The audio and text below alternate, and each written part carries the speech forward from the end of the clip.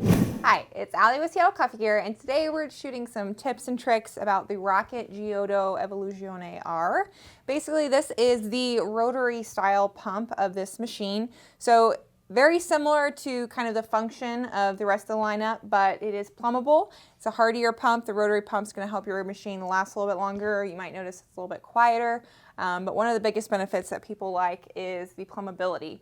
Now, when you're plumbing this machine, it's really important you test for water hardness. You want to make sure you're getting the appropriate filter for your machine. And espresso machines do require special filtration. It's not like the general filter that you may see elsewhere. So you want to make sure it's specifically the right one to protect that boiler inside and all the little smaller pieces and things like that. Something else to note on the Giotto in particular, or sorry, the rotary pumps in particular, is that you might see right now how this is got a little drip going on.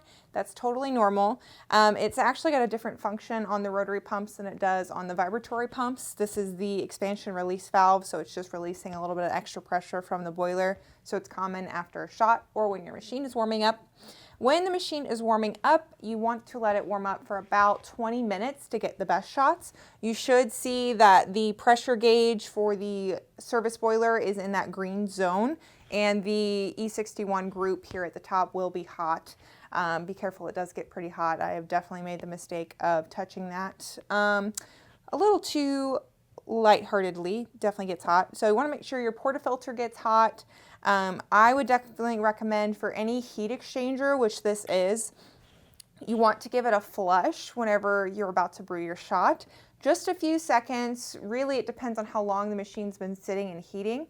If it's just about that right warm-up time, it should be ready to go almost right away. But if it's been sitting for an hour or two, maybe even longer, you want to make sure you let the water run until you stop hearing like a crackling sound, or you'll see kind of a noticeable drop in like the steam or the steam that's coming out of it.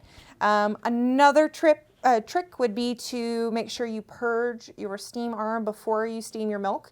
It just builds up a little extra water in there, condensation you want to let go before you use it.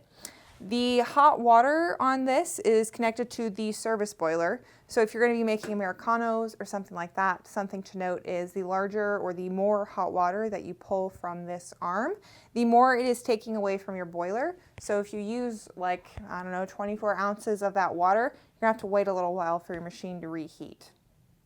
Other than that, want to make sure you're cleaning your machine once a week. Do a good back flush. That just prevents any coffee buildup from building up inside of your E61 group, and preventing like any squeaks and things like that.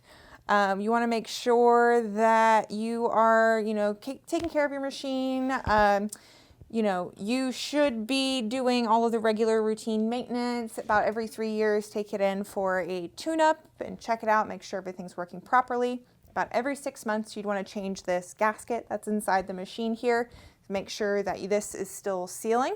Great indicator if that seal needs to be changed. It'll be leaking around the edges, but another indicator is how far this clocks on the group. So right now, this is in a pretty good spot, but once it gets towards kind of past the 6 o'clock, towards like the 4, that's when you would want to kind of go ahead and replace that. So about every 6 months to a year, depending on the use of your machine.